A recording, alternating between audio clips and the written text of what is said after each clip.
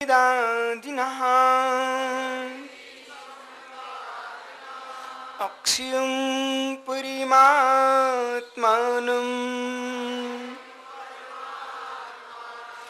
ज्ञानमूर्तिं नमामि तम्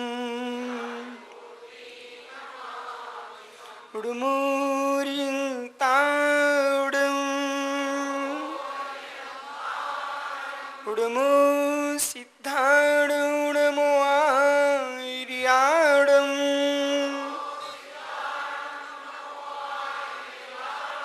उडुमो स्यायाडं उडुमो नो ईशो विसाहुडं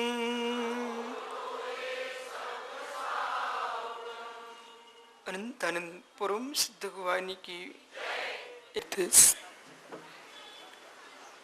वर्धमान स्वामी के शासन में हम सही विराजते हैं।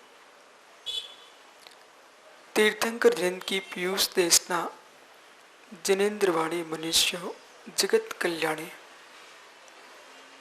यह सर्वज्ञ शासन नमोस्तु शासन जयवंतो भीतरा श्रवण संस्कृति। आचार्य प्रवर भट्ट कलंक स्वामी ग्रंथराय स्वरूप संबोधन में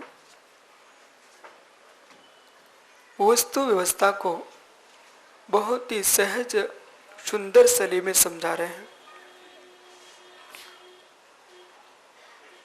लोक की व्यवस्था त्रैकालिक व्यवस्थित है। इस लोक को कोई व्यवस्थित करने वाला नहीं है, लोक को कोई बनाने वाला नहीं है, लोक को कोई बिगाड़ने वाला भी नहीं है और लोक को कोई रक्षा करने वाला भी नहीं है। उत्पाद ध्रुवयुक्तम सद्द्रव लक्षण। द्रव्य का उत्पाद द्रव्य ये त्रैकालिक चल रहा है। अपने स्वभाव में द्रव्य त्रैकालिक प्रमण कर रहा है। आज तक कारण कार्य भाव का विपर्यास नहीं हुआ, लेकिन ये जीव मिथ्यात्व के वश होकर के स्वयं ही विपरीतता को प्राप्त हो जाता है, लेकिन कारण कार्य व्यवस्था को विपर्यास तो नहीं कर सकता। चाहे भगवान ऋषभ देव का काल हो, चाहे आज भगवान महावीर स्वामी का काल हो। पंडित साहब, तीर्थंकर ऋषभ देव के काल में राम कृष्ण आदि के युग में भी कमल जो खिला करते थे वो समुद्र में नहीं, यानी कमल जो खिला करते सरोवर में ही खिलते थे। उनके काल में भी कमल अग्नि में नहीं खिले और आज भगवान महावीर के शासन काल में भी अग्नि में कमल नहीं खिले।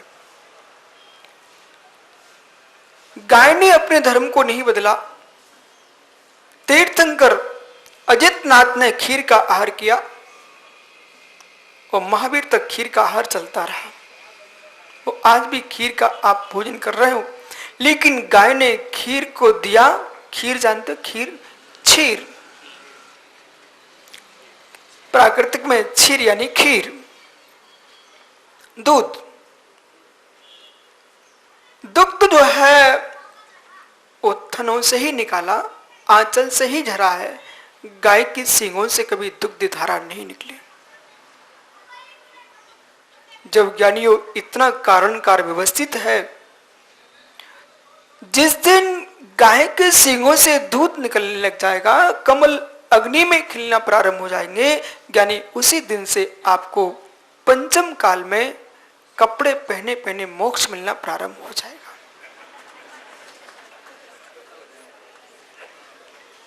ये कारण कार्य व्यवस्था को देखिए, 15वीं कार का बोल रही है। लक्ष्य विपरीत नहीं ले जाना, वस्तु स्वरूप को समझना। विपिन भाई, किसी व्यक्ति को नहीं निहारना, वस्तु को निहारना।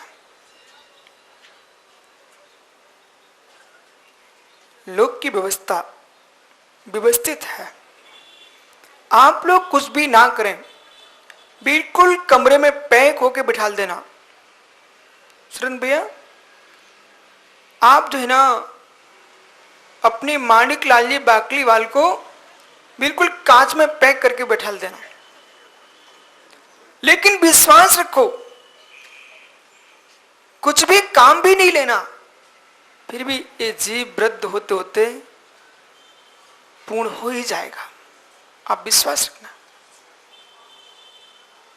चाहे काम इनसे लो चाहे काम इनसे मत लो, कांच की पेटी में भी बंद क्यों न कर दिया जाए, लेकिन जो व्यवस्था है वो अनवस्थित नहीं है, व्यवस्थित ही है। तो भूल कहां चल रही है? हम व्यवस्थित व्यवस्था को अनवस्थित करने का प्रयास करना चाहते हैं। व्यवस्था तो अनवस्थित नहीं हो पाएगी, पर आपका सम्यक्त अनवस्थित अवश्य हो जाएगा, आपका चारित्र अनवस्थित हो जाएगा, आपका ज्ञान अनवस्थित हो जाएगा, लेकिन वस्तु व्यवस्था अनवस्थित नहीं होगी। तदेतन मूल हेतु स्यात् कारणम ही से कारकम यदि वाह्यम देश कालादि तपस्या बहिरंगिकम। आइए अपने मूल स्थान पर पहुंचो। यदि वाह्यम देश कालादि तपस्या बहिरंगिकम, क्षेत्र का भी भावों पर प्रभाव पड़ता है, काल का भी भावों पर प्रभाव पड़ता है, द्रव्य का भी भावों पर प्रभाव पड़ता है, और भावों का भी भावों पर प्रभाव पड़ता है। जब आप श्री जिनालय आते हो तुरंत हाथ जोड़ लेते हो, न किसी ने आपके हाथ पकड़ के जुड़ाए, न किसी ने आपको झुकाया। ऐसा आपने क्यों किया? आपने सहज हाथ क्यों जोड़ लिए? इस क्षेत्र का प्रभाव है, इस क्षेत्र का प्रभाव है। घर में बैठ के पंडित साहब कितने चाहें प्रशस्त प्रणाम कर लो, बेप्रशस्त प्रणाम घर में नहीं हो सकते, जो जिनालय में होते हैं। नहीं तो आज के लोग यही चाहते हैं कि मंदिर जाने से क्या लाभ है, भाव अच्छे होना चाहिए, भाव अच्छे होना चाहिए। जब तेरा क्षेत्र ही प्रशस्त नहीं है तो परिणाम प्रशस्त कैसे होंगे? सिद्ध भूमिया तीर्थ भूमिया ज्ञानियों, इनकी रक्षा इसलिए करना चाहिए क्योंकि इनकी रक्षा से मेरे भावों की रक्षा होगी। जो द्रव तीर्थ की रक्षा नहीं कर पाएगा वो भाव तीर्थ की रक्षा क्या कर सकेगा? आप जो भी सुनो संजय भैया, अनुभव करके सुनना। वक्ता के सामने होने पर भावों का होना और वक्ता के पीछे सीढ़ी में सुनना, इन दोनों में अंतर होता है। वक्ता का मुख दिखना और वक्ता के पीछे से सुनना, इन दोनों में महान अंतर होता है। वक्ता के सामने से सुनना और वक्ता के पीछे सुनना, पीछे शब्द तो सुनाई पड़ जाएंगे, पर किस शब्द को कहां किस रूप में कहा जा रहा था ये समझ में नहीं आ पाएगा।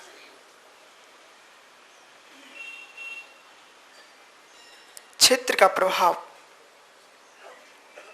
क्षेत्र का प्रभाव, काल का प्रभाव, द्रव्य का प्रभाव, द्रव्य क्षेत्र काल का प्रभाव।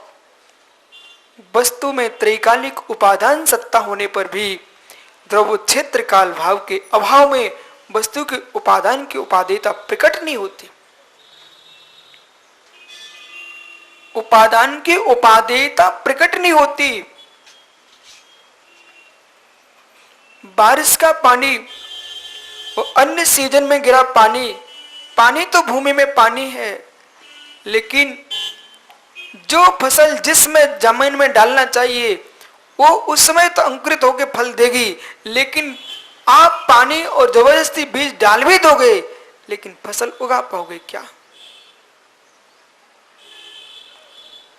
मुमुक्षु इस आत्मा पर तो प्रभाव पड़ता है। एक इंद्रिय जीव की आत्मा की बात करो, अपने देश में केसर होती कि नहीं?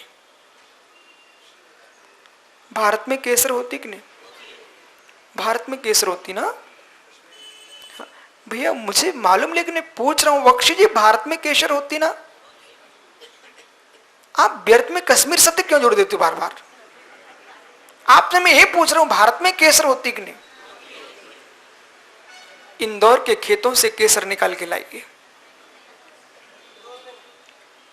यानी आप समझो, मैं समझा क्या रहा हूं आपको, जो आज सर्वथा ये कह दिया जाता है कि निमित्त उपस्थित हो जाते हैं, अकलंक स्वामी इस बात को स्वीकार नहीं कर रहे हैं। अकलंक स्वामी कह रहे हैं उपस्थित भी रहते हैं और उपस्थित किए भी जाते हैं।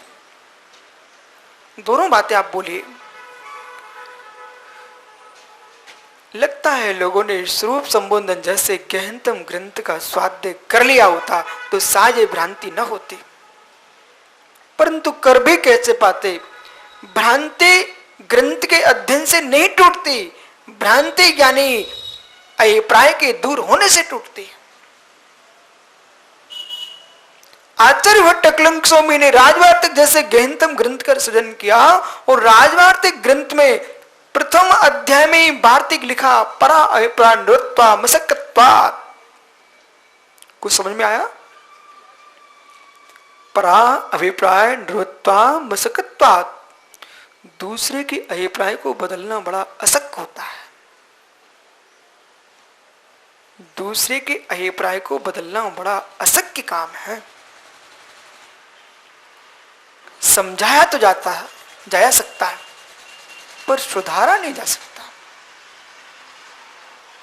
और हमारा आप सभी ज्ञानियों से एक बात का कहना है कि घर में, परिवार में, समाज में, देश में, राष्ट्र में आप समझाने की शैली का तो प्रयोग करते रहना, लेकिन सुधारने की शैली का प्रयोग मत करना। समझाने में चूक मत करना, नहीं तो कल कोई एक कहेगा कि कोई समझाने वाला नहीं मिला क्या? हाँ, आपकी पवन भैया सीमा समझाने तक ही है, सुधारने की नहीं है। तुम सुधार भी कैसे सकती हो? आप नैमित्तिक संबंध को ही स्वीकारिए, लेकिन कर्तृत्व भाव आप पर के नहीं हो सकते हो। कर्तापन को त्याग दीजिए। आचार्य भगवंतों की शैली तो देखो पंडित साहब, जहां देखो वहां जिन दिठम। अभी तो आप बोल रहे थे मूलाचार्य में भट्टगिर स्वामी, मैंने अभी मालूम क्या शब्द रख दिया, भगवदो प्रविदा। ऐसा भगवान ने प्रूपित किया है, ऐसा भगवान ने प्रूपित किया है, मैं नहीं कह रहा हूं। क्यों? क्योंकि मुझे कौन स्वीकारने वाला है, वो मैं किसका करता हूं? भगवान ने कहा है। और कौन से भगवान ने कहा है? जो बुद्धि पूर्वक किसी के कर्ता नहीं होते, उन भगवान ने कहा है। जो राग रहित है, उन भगवान ने कहा है। जो वितरागता से, उन भगवान ने कहा है। ओहो,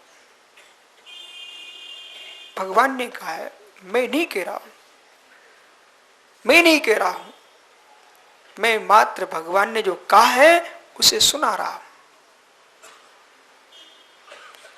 भगवान ने कहा है, सुनो ज्ञानियों ध्यान दो, भगवान ने कहा है, भगवान ने कहा ही है, भगवान ने भी बनाया नहीं है।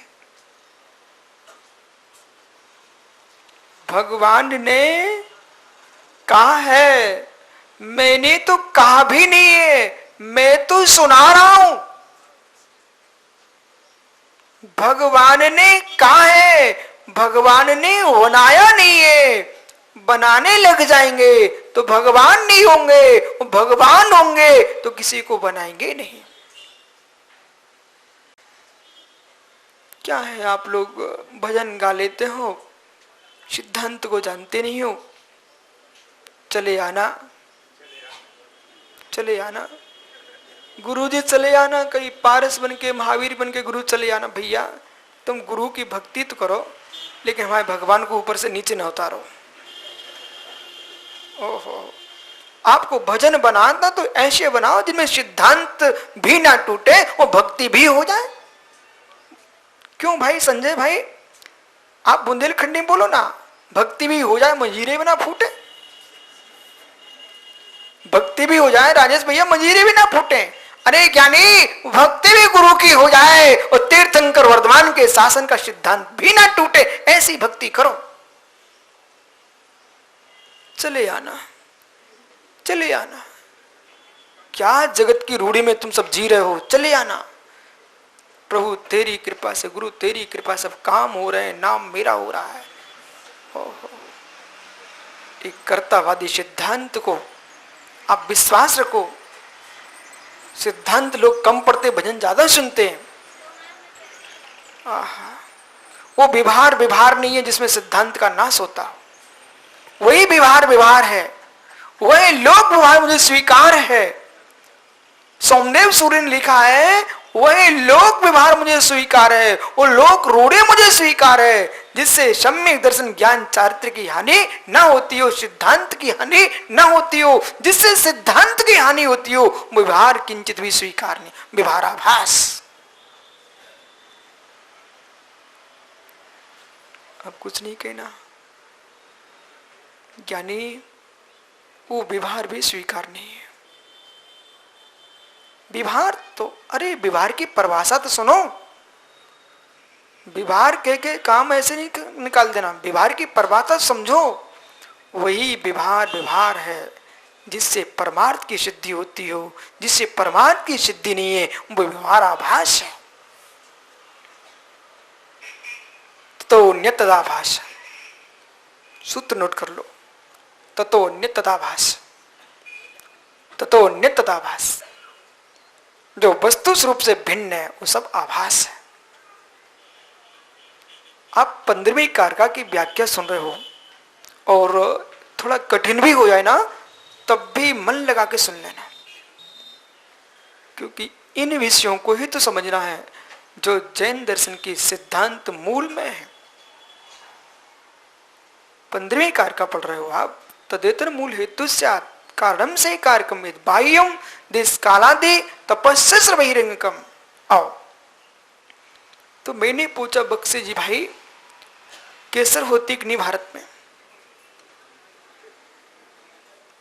लेकिन इस मुमुक्षु से मैं पूछता हूं भारत में, वो कहता कश्मीर।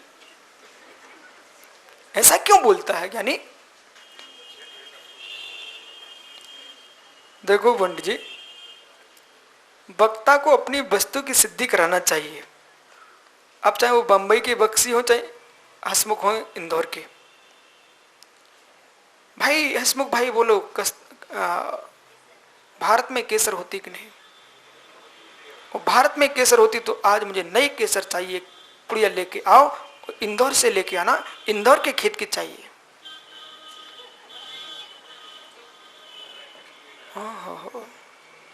महाराज, भारत में तो होती है, लेकिन भारत के संपूर्ण प्रदेशों में नहीं होती है। क्यों? क्या वो भारत नहीं है?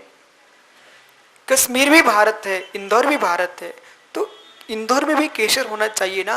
अरे मुमुक्षु, विवेक से सोचो, विवेक से मैं क्या कह रहा हूं। मुझे तुम्हारी केसर से प्रयोजन नहीं है, वस्तु स्वरूप से प्रयोजन है।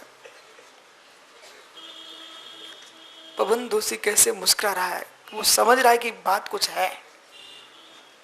आजाद भैया, केसर चाहिए है पर इंदौर के खेत की चाहिए है। दे पाओगे? क्यों नहीं दे पाओगे? तो क्या केसर खेतों में नहीं होती, आकाश में होती क्या?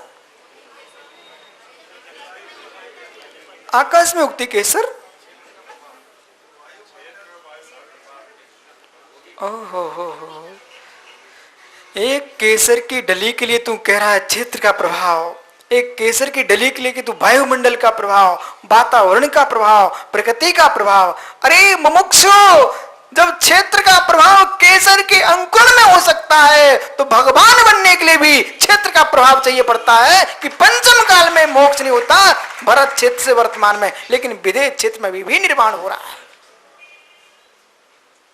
क्षेत्र का प्रभाव पड़ता है।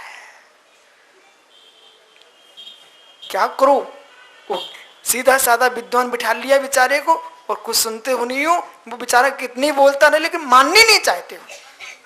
ओहो,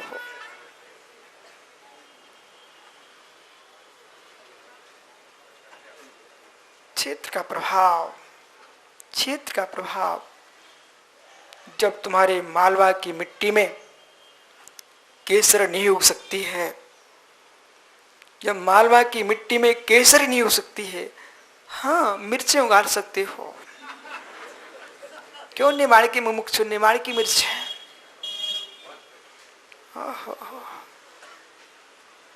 कपास उगा रहे हो, मिर्चें उगा रहे हो, लेकिन केसर उगा के दिखाओ। द्रव्य क्षेत्र कालादि। तो ज्ञानी, भारत की भूमि तो केसर उगती है, लेकिन भारत की सभी भूमि में केसर नहीं उगती है। 2.5 द्वीप से तो मोक्ष होता है, 2.5 द्वीप से मोक्ष होता है, लेकिन वर्तमान में संपूर्ण 2.5 द्वीप से मोक्ष नहीं हो रहा है। नहीं हो रहा है। क्यों नहीं हो रहा है? क्योंकि मालवा में कपास होता है, होता है। तो अभी कपास के खेतों में फसल खड़ी होगी ना? है? नहीं, उगाई नहीं पूछ रहा हूं, बुवाई नहीं पूछ रहा हूं। अभी खड़ी कि नहीं कपास की खेती? क्यों नहीं खड़ी? जब होती तो खड़ी होना चाहिए ना। है? वाह मुमुक्षु, एक ज्ञानी कब से बन गए हो? बोले महाराज श्री होती तो, लेकिन सीजन नहीं है। कालादि, आपके मालवा में कपास होता, लेकिन ग्रीष्म काल में खेत सूखे पड़े हुए हैं, धूल उड़ रही है, क्यों नहीं हो रहे हैं? बोले महाराज जी अभी मौसम नहीं है, काल नहीं है। तो भैया भारत भूमि से मोक्ष होता है, लेकिन अभी धूल उड़ रही है। बोले क्यों? क्योंकि काल नहीं है। काल नहीं है। तो काल नहीं है तो खेतों को उखाड़ के फेंक दो ना, खेतों को मत मेट देना। जब समय आएगा इन्हीं खेतों में उगेगी। ज्ञानियों, इस खेत को नष्ट मत कर देना। जब काल आएगा इस आत्म भूमि में ही मोक्ष के फल लगेंगे। वो पंडित साहब क्या है ना, आप सीधे सीधे शास्त्रीय भाषा में समझा देते हो, इसलिए लोग पोले पोले सुन के चले जाते हैं। अब ये इनको क्या ना, जब ये बड़े घने घने घन पड़ते ना, तब इनको समझ में आता कि हो।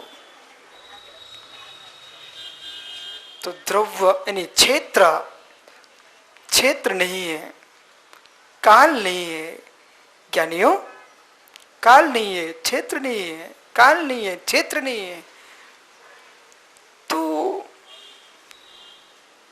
आप मोक्ष नहीं जा पाओगे क्या? है ज्ञानी, है ज्ञानी, तेरे पास द्रव्य भी नहीं है, इसमें तेरे पास द्रव्य भी नहीं है। मोक्ष जाने के लिए द्रव्य चाहिए, वज्र वृषणार सहनन चाहिए। है क्या?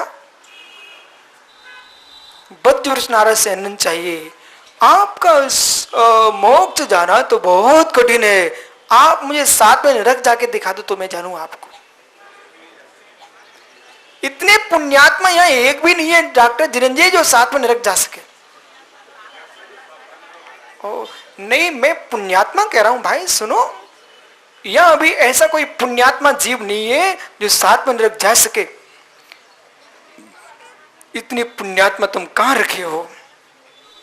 जो प्रबल पुण्यात्मा जीव होगा वही 7 में नरक जा सकता। पापियों को 7 में नरक जाने को कहां रखा है?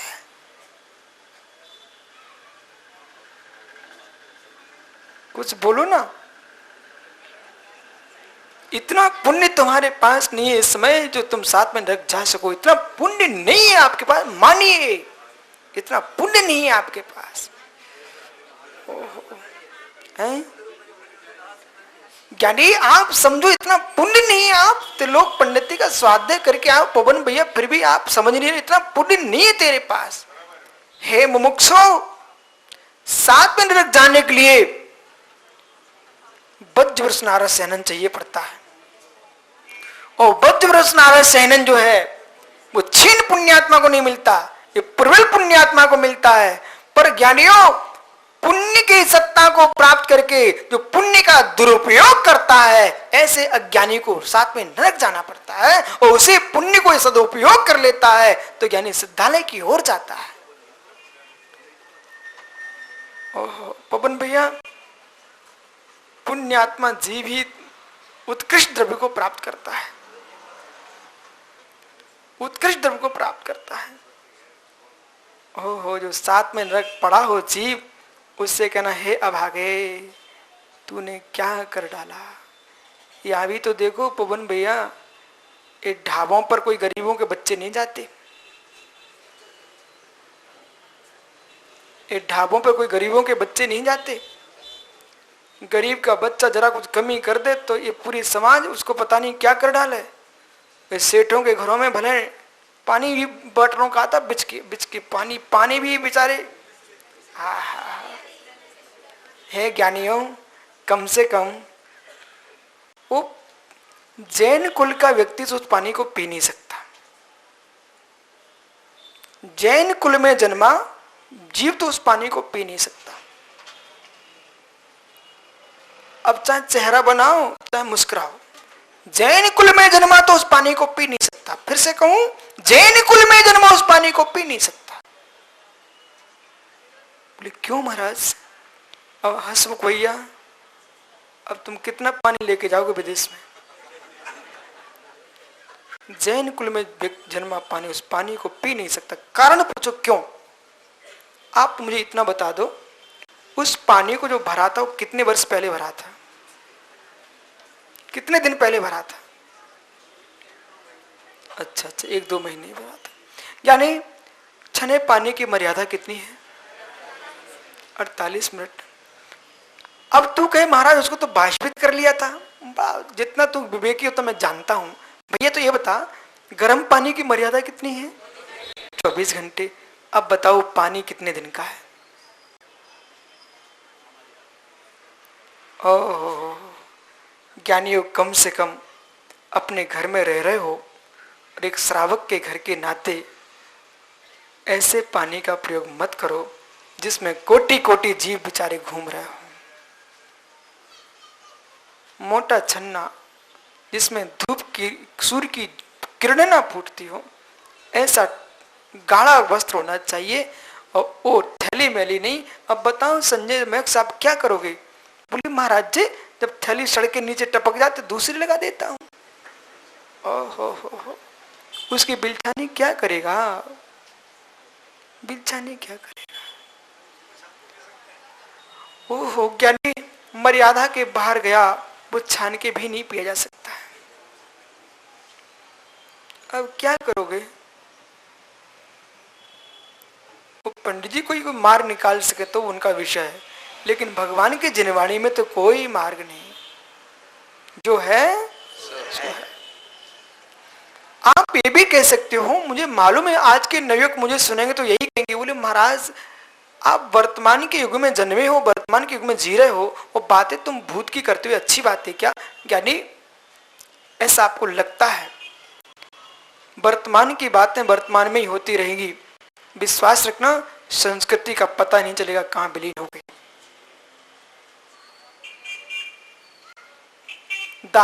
पिताजी भले तुम्हारे नए हो, अब इनको अच्छे से समझा देता हूं। पिताजी नए हो सकते हैं और तुम्हारे बेटे नए हो सकते हैं, वो आप नए हो सकते हो, लेकिन इतना तो बता दो तुम्हारी पहचान कहां से है? जल्दी बोलो, इतना समय हमारे पास नहीं है। क्यों ज्ञानियों? आप नए, आपके बेटे नए, वर्तमान भौतिक युगिया, आपके पिताजी नए, भौतिक युगिया, लेकिन आप ये तो बताओ तुम्हारी उत्पत्ति कहां से, तुम्हारी पहचान क्या है?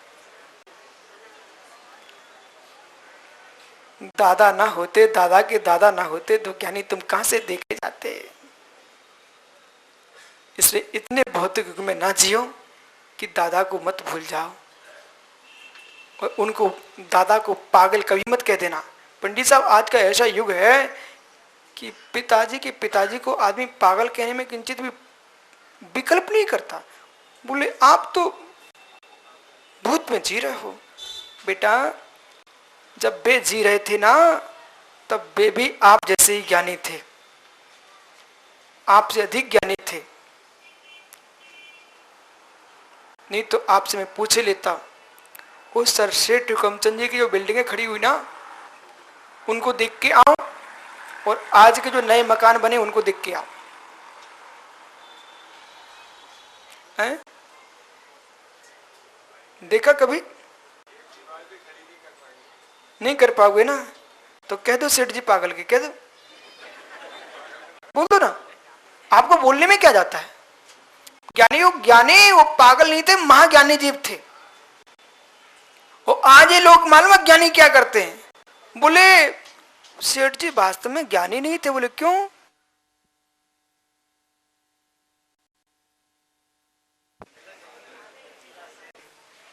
ये हसमुख यही बोलेगा। और आज पंडित यही हो रहा है, मोटी मोटी दीवालों को तोड़ करके पतली पतली लगाई जा रही है ज्ञानी? तेरे ही बच्चे ने धक्का दे दिया तो तू ही उसके नीचे गिर जाएगा। बड़े बड़े विशाल विशाल भवनों को तोड़ तोड़ करके भौतिक विज्ञान लोग नवीनीकरण में लगे हुए हैं, पर इनको यह शर्म नहीं आ रही है, पहचान दादा से हो गई, तेरे पिताजी की भी। तुम इन बड़े बड़े मोटे मोटे दीवालों को तोड़ दोगे, यानी उनमें हाथी भी धक्का मार देता था, दीवारें नहीं गिरती थी। वो आज मालूम, अब तुम सब समझ गए। नहीं, अब तो ये लोग ज्ञानी हो चुके हैं, इसलिए बहुत जल्दी समझ लेते हैं। ध्यान दो, आप हेतु समझो मैं क्या कह रहा हूं, हेतु समझो क्या कह रहा हूं, कि इतने भौतिक युग में मत आ जाओ कि आपके घर में पानी छानते कोई मिल जाए और कोई विदेशी भी पधारेगा तो सहज पूछ लेगा क्यों आप लोग पानी क्यों छानते हो, तो फिर आपको उस उत्तर दोगे, और उत्तर दोगे तो यानी जिनवाणी का स्वाध्याय प्रारंभ हो चुका। भोजन करते करते पानी पीते पीते स्वाध्याय प्रारंभ हो गया, और जैसा वो बाटल में ढार रहा था ऐसे तुम ढारना शुरू कर दिए, तो वो कहेगा अरे हमारे देश में और तुम्हारे देश में कोई अंतर नहीं है। बोले जैसे हम हैं वैसे ही आप। तो ये कैसे हम कह पाएंगे कि भारत देश जो था वो यानी संस्कार और अध्यात्म का विश्व का गुरु है। आपके घर में कोई बाहर का आदमी आए, उस दिन तो आपको विशिष्ट संयम से रहना चाहिए। वो भले कैसे भोजन करता हो, लेकिन आपको अलग से शुद्ध बना के खिलाना चाहिए, उसको महसूस होना चाहिए क्या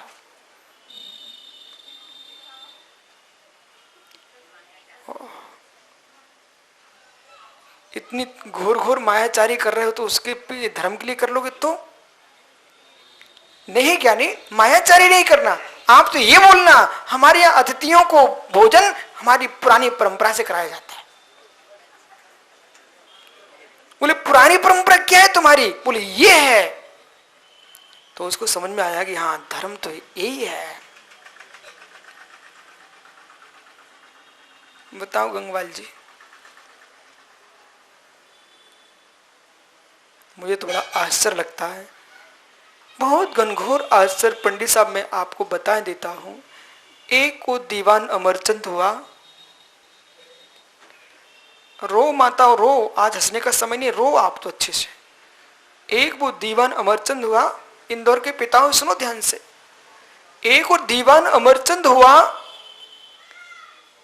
जिसने सिंह को दूध जलेबियां खिला दी है। एक बे हमारे माता पिता हैं जो अपने बच्चों को दूध जलेबियों की जगह कुछ दूसरा ही परोस रही है।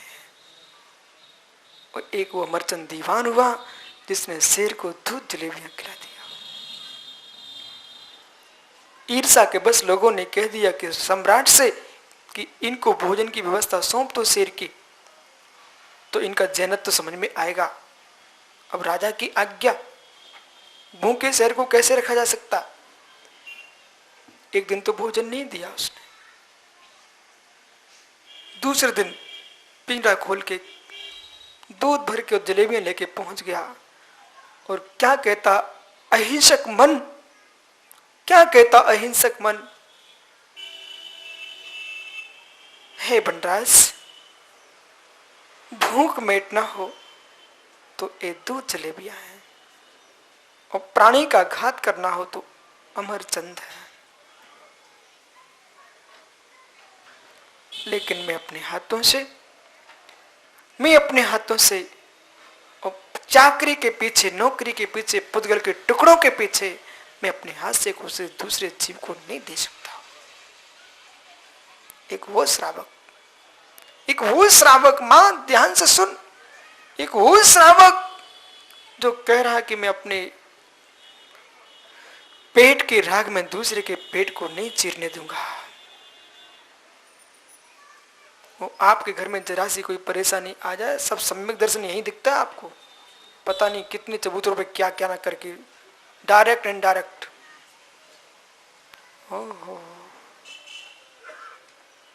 धर्म की बात करो, धर्म की बात करो। पंडित साहब, सूखे अध्यात्म से न तेरी आत्मा की रक्षा होगी, न धर्म की रक्षा होगी, न संस्कृति की रक्षा होगी।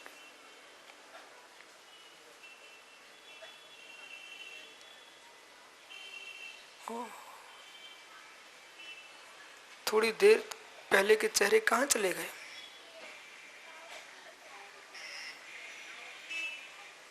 देख लो बख्शी जी, वो पाटोदी ज्ञानी बैठा होगा कहीं।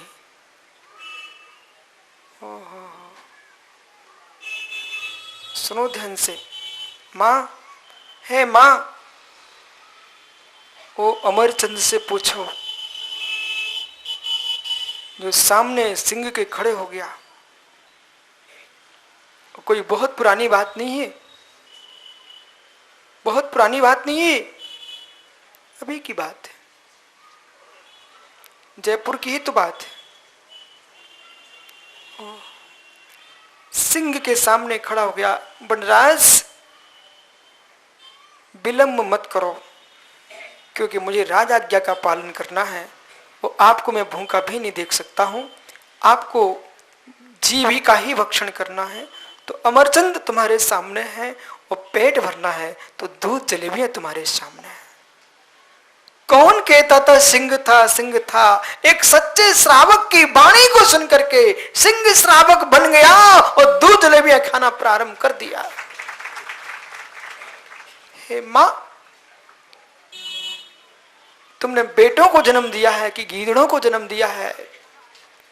यदि तुम्हारे बेटे ढाबे पे जाएं, जैन समाज के विवाह और ढाबे पे बैठे मिले, संजय भैया जैसे तू तीर्थों की रक्षा का बीड़ा उठाया है, शाम को ऐसी व्यवस्था करो जितने इस नगर के चारों तरफ ढाबे हों, किसी को लगा दो, उनमें खोज कराओ, इसमें जैनी के बच्चे कितने आए हैं उन सबके नाम नोट करके और इन सबको दिखा दो, देखो तुम्हारा क्या हो रहा है। यदि हम इनकी रक्षा नहीं कर पाए, विश्वास रखना, इनकी रक्षा नहीं कर पाए, तो जिनकी रक्षा क्या कर पाओगे आप? इस ओर भी आजाद भैया, इस ओर भी देखना पड़ेगा। तीर्थों की रक्षा वो अचेतन तीर्थों की रक्षा, ये चेतन तीर्थों की रक्षा है। रक्षकों की रक्षा नहीं होगी तो रक्षा किसकी?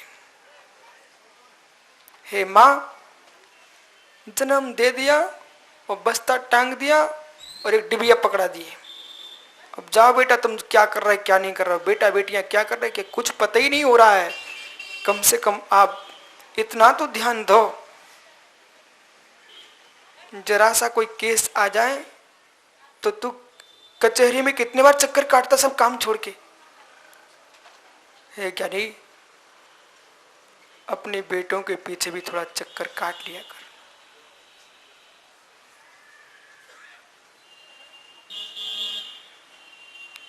यदि श्राप का चार कहूं ना मैं आपसे, तो मुझे विश्वास है कि आप श्राप का चार भी नहीं झेल पाओगे। एक कहते जरूर है महाराज जी, आप समय सार सुनाते हो, स्वरूप संबोधन सुना रहे हो, मैं श्राप का चार भी सुनाना जानता हूं, लेकिन आप झेलो अब। और मैं सुनाना मात्र तो सुनना पसंद नहीं करता हूं, आप करके दिखाओ।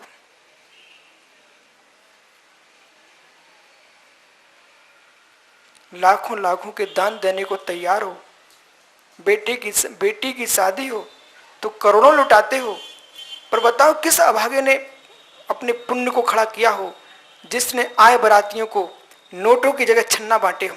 है कोई एक आध? प्रतिज्ञा कर लो अमित, जब तेरे घर में कोई ऐसा काम, तेरे बेटा बेटी की शादी हो तो नोट तो देना है, इसके पहले छन्ना बांटना और कहना हे ज्ञानियों, तब तुम रूमाल रख सकते हो, कंघी रख सकते हो और यहां तक दर्पण रख सकते हो, तो छन्ना रखने में क्या जाता है? कितने लोग हैं ये 15 दिन के बीच में तुम्हारे घर में कोई रिश्तेदार आएगा तो उसको छन्ना बांटेंगे? हाथ ऊपर करो। धन्य हो, धन्य हो। रूमाल नहीं बांटने का, छन्ने बांटने का।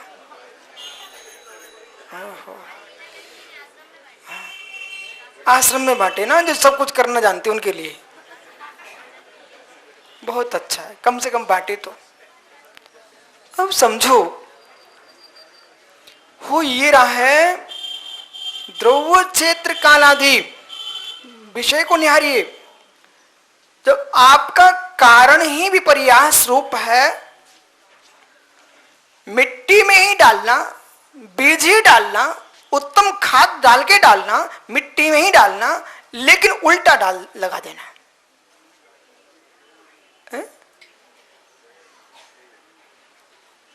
नहीं, मौसम पर ही डालना, लेकिन बीज को उल्टा गाड़ देना, अंकुरित हो जाएगा। बहु ज्ञानी, जब उल्टा बीज खेत में नहीं उगता तो उल्टी परिचर्या तेरी मोक्ष मार्ग में कैसे फलित होगी? उल्टा बीज खेत में नहीं उगता तो उल्टी वृत्ति करने वालों तुम्हारा मोक्ष मार्ग फलित नहीं होता। उल्टा बीज अंकुरित नहीं होता। अब ये मत पूछना मेरे से कि महाराज कहां से आप बोलते रहते हो। विदिशा में तो पंडित साहब एक मेरे पास रोज प्रश्न उत्तरों की चिटकें आती, चिटकें कागज चाका चुटके। वो जो चिट आई तो उसमें एक चिट पर लिखा था कि महाराज श्री निवेदन है, आप तो मुझे वो ग्रंथ का नाम लिख के बता दो, प्रवचन में बोल दो जिस ग्रंथ से आप प्रवचन कर रहे हो, कहां से पढ़ के आते हो। मैंने कहा ज्ञानी वो तो मुझे ही मालूम नहीं है वो ग्रंथ कौन सा है जहां से बोलता हूं, लेकिन ये ध्रुव सत्य है, ये सत्य यही है। उल्टा बीज कभी अंकुरित नहीं होता। यही तो कारण है पंडित।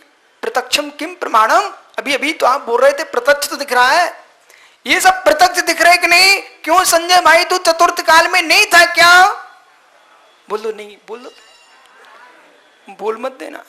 चक्रिस पंचम चतुर्थ काल में नहीं थे क्या? पांड्या जी क्या तू चतुर्थ काल में नहीं था ज्ञानी?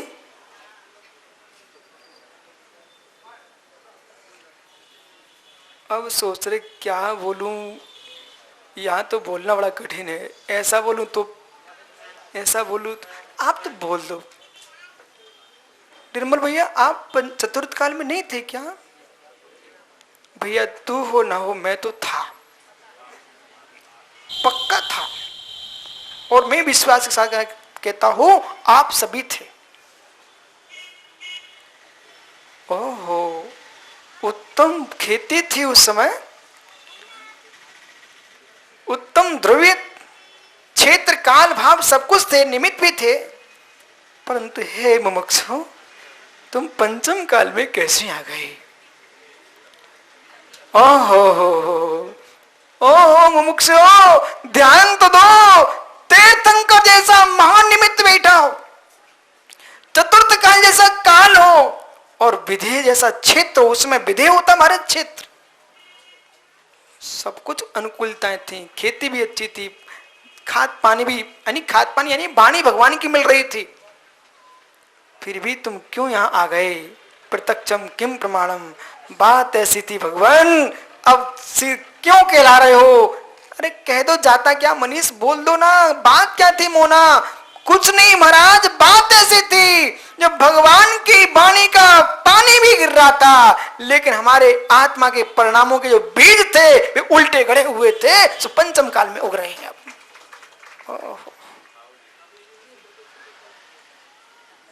क्या नहीं, अभी भी मान लो हमारी बात, तनक से मान लो, ज्यादा मत मान, तनक से मान लो, छठवें काल से तो बच जाओगे। ऐसा काल आने वाला है और आज प्रैक्टिकल हो चुका है। पंडित जी जब बाहर बिहार करो ना, आपको तो इंदौर से बाहर जाना अच्छा लगता ही नहीं है, अरे तनक तो बिहार करो। एक बात सुनो हमारी तनक, एक गांव में क्या हुआ पंडित जी, 4 व्यक्ति तत्व चर्चा कर रहे थे, बड़ी गोष्ठी चल रही थी। तो एक गुरु शिष्य निकल पड़े वहां से। तो गुरु बोलता है शिष्य से, बेटा इन चारों में फूट पड़ जाए और आगे चले। तो अलग अलग गांव में कहीं जुआड़ी कवाड़ी ऐसे दिखे। तो अब गुरु कहता, बेटा इन सब में एकता हो जाए और एक गांव में जाके बस जाए तो बहुत अच्छा हो। शिष्य को सहन नहीं हुआ, शिष्य को सहन नहीं हुआ। वो कह पड़ा, गुरुदेव आप क्या उल्टी उल्टी बातें करते हो, इतने बड़े गुरु हो, इतने शिष्यों के आप गुरु हो। बोले, बेटा गुरु इसलिए तो कह रहा हूं और तुम चेला इसलिए समझ नहीं रहे हो। बोले, क्यों, रहस्य क्या है? देख बेटा, जो वहां 4 सज्जन विद्वान बैठे तत्व चर्चा कर रहे थे, इन चारों में फूट पड़ जाए तो 4 गांव में बस जाएंगे जाके, और 4 गांव में बसेंगे तो 4 गांव में तत्व चर्चा शुरू हो जाएगी।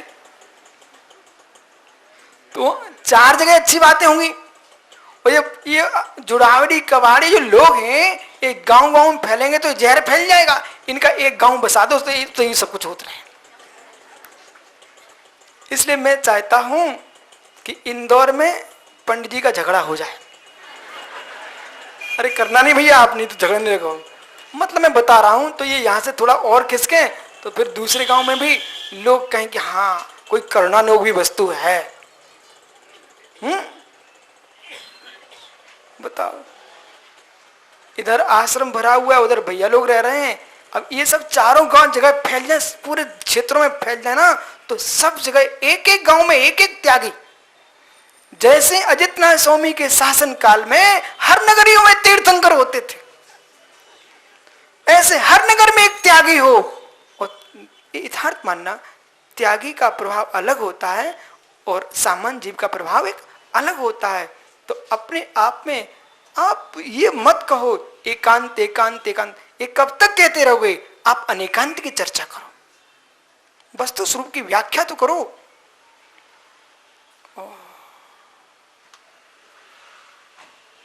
तो पंडित जी क्या होना चाहिए? फैलना चाहिए। देखो मैं इसलिए कह रहा हूं, भगवान ऋषभ देव का समोशन कैलाश पर्वत पर लगा हुआ था। देखो आपको कथा सुना रहा हूं भगवान आदिनाथ की। भगवान ऋषभ देव का समोशन विपिन भैया कैलाश पर्वत पर लगा हुआ था और बहुत दिन हो गए। क्या है ना, जहां आदमी बस जाए सो फिर उनको कहीं जाने को मन नहीं करता। भगवान भी वहीं मिल गए। योगित निमसन्ना से सतत कुरते रतिम, जो जहां निवास करता है वही रति को प्राप्त हो जाता है। अब भगवान को समोशन लगे लगे बहुत दिन हो गए, मुद के दिन हो गए।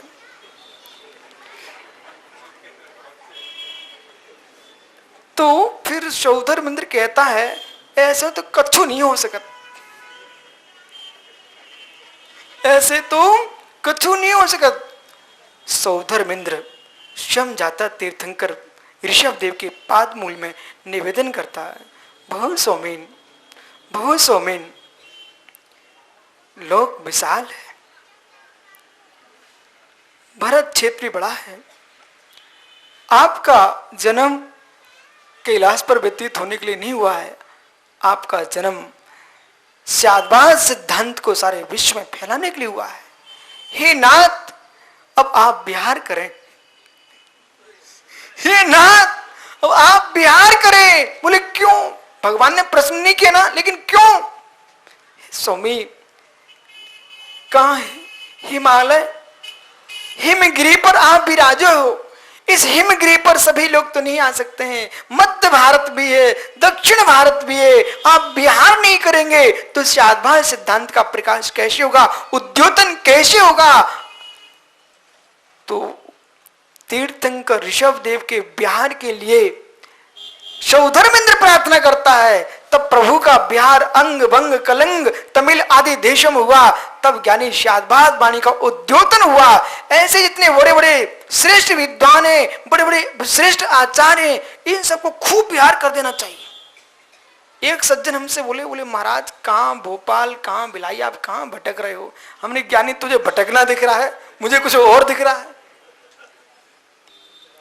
हाँ, बिहार करने से मालूम जगह जगह इस वर्ष पंडित जी इतना अनुभव हुआ है और इतने लोगों को लाभ भी मिलता है और लोग समझते भी हैं कि वो अनेकांत भी कोई वस्तु है। यथार्थ मान चलना, जितने प्रभावक साधक हैं उन्हें बिल्कुल नहीं ठहरना चाहिए एक जगह, बिल्कुल घूमते ही रहना चाहिए। घूमना, बिहार करो तो बिहार हो। बहता पानी, अरे क्या नहीं, बहता पानी निर्मला।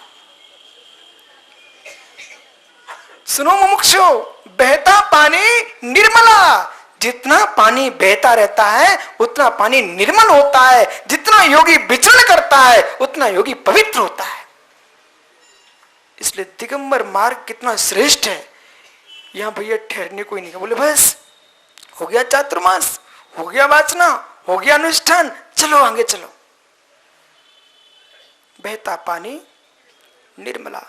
देखो पंडित साहब, कहीं आपके मन कर जाए, भविष्य में कभी भी मुनिराज बनने का मन करे, भले आप 2 किलोमीटर बिहार करना, लेकिन रुक के मत रहना। ये मेरा सभी से कहना है। भले तुम 2 किलोमीटर बिहार करना, महीने में 5 किलोमीटर चल पाओ, लेकिन एक जगह रुक के नहीं रहना। क्योंकि जितना साधक विचरण करेगा उतना श्रद्धान को प्राप्त होता है, और स्थायी रुक गया यानी विश्वास हटना प्रारंभ हो जाता है।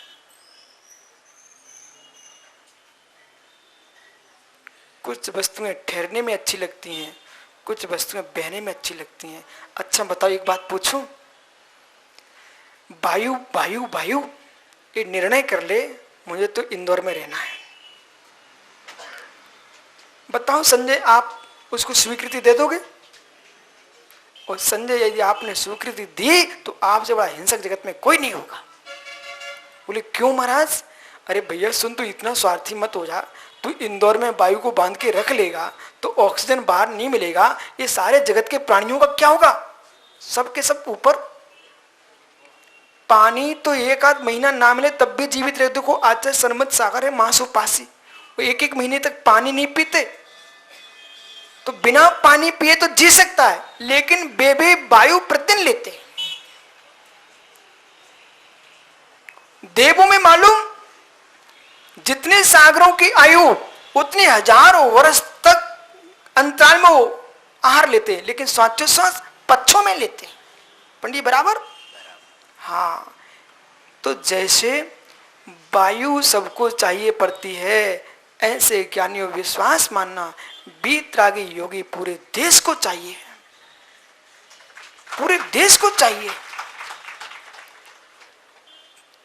और इस बात को इंदौर वाले समझ रहे हैं, समझ रहे हैं भैया, इस बात को समझ रहे हैं कि देखो त्यागियों के आने से वातावरण परिवर्तित होता कि नहीं होता। अपने सागर जिले में टड़ा केसली है, टड़ा केसली, तो मालूम आजाद भैया आप आश्चर्य करोगे, वो वहां पर टड़ा में एक पंडित साहब है नेमीचंद जी, और वो थोड़ा मुमुक्षु मंडल से बहुत जुड़े हुए पंडित जी हैं। लेकिन आश्चर्य करो आप, पंडित साहब स्वयं शाम को अपने नाती से कहते हैं बेटा जाओ धर्मशाला। तो लोग सुन रहे थे, वो पंडित जी क्यों बोले धर्मशाला? बोले देखो महाराज जी आए ना बेटा, जाओ सेवा करके आओ, महाराज जी की सेवा करके आओ। अपने पंडित जी ना ज्ञानचंद जी विदिशा वाले, जब तक मैं 9 महीने तक वाचना चली, बीच में बिहार भी हुआ, नहीं तो आपको लगातार कैसे रुक गए आप? अभी तो कह रहे थे बिहार करो। नहीं, बिहार के बाद तो 9 महीने बात ना चली, आजाद भैया पंडित साहब का पूरा परिवार प्रतिदिन प्रवचन में आना। तो एक दिन किसी ने प्रश्न कर दिया, बोले पंडित साहब आपका पूरा वंश का वंश महाराज जी को सुनने जा रहा है। वो विद्वान कितना उत्तर देता है, जो नेमीचंद जी ने बोला वही बोलते। बोले भाई ऐसा है, मैं जानता हूं, पर सत्य यह है सन्मार्ग की प्राप्ति त्याग मार्ग से ही होगी। सन्मार्ग की प्राप्ति त्याग मार्ग से होगी, क्योंकि संस्कार यही मिलेंगे। इस बात को सब समझते हैं। यदि कोई विद्वान होटल में खाना खाने चला जाए, उसके प्रति आप भाव देखना, और एक विद्वान कहता मैं जो सोले का चलता है, आप उसके प्रति श्रद्धा देखना। इसलिए अहो मुमुक्षो, इतनी सी बात मेरी मान लेना। मान लोगे ना आप तो, अब तो मान ही लोगे ना। राजेश भैया यानी तू अपने घर में क्या करता तू जान, लेकिन कहीं तेरे लिए निमंत्रण आमंत्रण कार्ड आए तो रात्रि के 12 बजे मत चले जाना। इतनी बात मान लो। और राजेश भरने में सभी समाज से पूछ रहा हूं, कोई अजैन बंधु ने आपको भोजन के लिए बुलाया, उसने आपको 5 बजे बुलाया शाम को, और आप 8 और 12 बजे पहुंच रहे हो, तो आप कितने दान देते हो, कितनी प्रभावना करते हो, कितने विधान पंचकर्णक रचाते हो। लेकिन विश्वास रखना, यदि किसी अजैन बंधु के घर में तुमने रात्रि के 12 बजे जाके भोजन किया है, तुमसे बड़ा दैन धर्म का नाशक कोई दूसरा नहीं है। क्यों नहीं है? क्योंकि आप प्रमाणित पुरुष थे, प्रमाणित पुरुष थे। और फिर जैनी स्वयं कार्ड भेज रहा हो, तुम्हारे आने तक समय की व्यवस्था है, उस अभागे से कह देना तेरे से बड़ा घातक जैन शासन कोई दूसरा नहीं है। ओहो, तुम्हारे आगमन तक। और ये हमारे ज्ञानी माणिक चंद जी बाकली वाले ऐसे लोग तो कराते होंगे। ओहो, वो सीधा साधा जीव, इसलिए मैं कह देता हूं, लेकिन आप समझो, मुखिया से बोलो तो सब तो समझ में आना चाहिए। इसलिए ज्ञानियों, इस वर्ष एक अच्छी बात आपको सुना। अशोकनगर चातुर्मास में कासलीवाल जी ऐसे घटना घटी कि आप जैनियों को सुनने में ऐसा लगे कि हाय ये क्या हो गया। कि ये जो प्रवचन है ना, अपन समझते कि मैं यही सुन रहा हूं, पर ये युग है आपका, यांत्रिक युग है ना, यंत्रों का, वो यंत्र खट रखा हुआ है। सुबह प्रवचन होते पंडाल में, और पूरी सिटी में प्रवचन शाम को लोग सुनते टीवी पर। मुस्लिम समाज के ज्ञानी लोग प्रवचन सुनते रहे। बेटी की शादी हुई और पिता पुत्र बेटियां सब एक साथ सुनते प्रवचन। तो बेटी कहती अपने पिता से, बोले पिताजी महाराज जी ने कल कहा था कि छिपकली यदि घूम रही है और जीव गिर रहे हैं तो शास्त्र बंद कर देना चाहिए। बोले वो स्वाध्याय किस काम का जिसमें जीवों की हिंसा हो रही हो? अहिंसा धर्म है, पढ़ना रूढ़ी नहीं है, ग्रंथ बंद कर दीजिए, चिंतन करो। लेकिन शास्त्र खुला है, जीव गिर रहे हैं, बल्ब जल रहा है, छिपकली खा रही है। बोले मेरा तो स्वाध्याय का नियम है। पापी तू क्या स्वाध्याय करेगा? अहिंसा का पालन ही तो स्वाध्याय है। ऐसा बोल रहे मुस्लिम बंधु की कन्या अपने पिताजी से क्या बोलती उसे सुनो। बोले पिताश्री मेरी शादी हो रही है। वो अपने इतने उपदेश सुने हैं ना, आप मेरी शादी को दिन में करना, रात्रि में नहीं करना। पंडित वो काट मेरे पास आया, वो काट मेरे पास आया शाम को। एक नायक जी थे, एक ब्राह्मण थे, वो लेके आए। बोले महाराज श्री एक मुस्लिम श्रावक के यहाँ मैं आज निमंत्रण पर गया था, देखो एक कार्ड है, उस पर लिखा कि शाम को 5 बजे आपके भोजन की व्यवस्था बंद कर दी जाएगी, क्योंकि हम लोगों ने नियम लिया है कि मैं दिन में ही खिलाऊंगा, रात्रि में नहीं खिलाऊंगा। इसी